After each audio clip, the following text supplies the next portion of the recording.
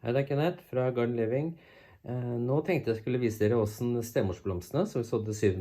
januar, har vokst seg til å utvikle seg. Dette er sorten Frizzle Sizzle, som er her, som er jo frynsete stemor i forskjellige farger. Som du ser, så er de blitt ganske romslige og fine planter. Vi har plantet 3 stykker i hver potte, for å få dem litt store litt fort.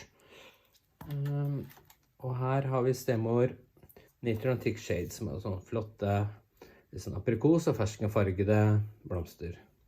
Veldig fine, og du ser de er ganske tette og fine, og det er fordi at etter vi plantet de om, så satte jeg de ned i kjelleren under plantelys på cirka 15 grader. Noen ganger er det 14 også, og 13. Men da er det liksom et forhold mellom lys og temperatur, og når det står litt kjøligere da, og får mye lys, så blir de også tette og fine.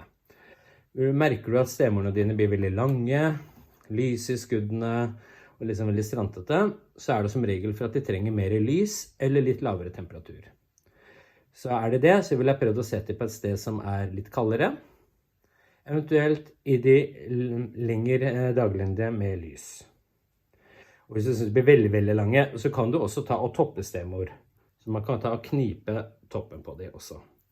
Og da vil de buske seg litt mer. Og det vil også hindre de at det blir for lange og strantete til du skal plante de ut.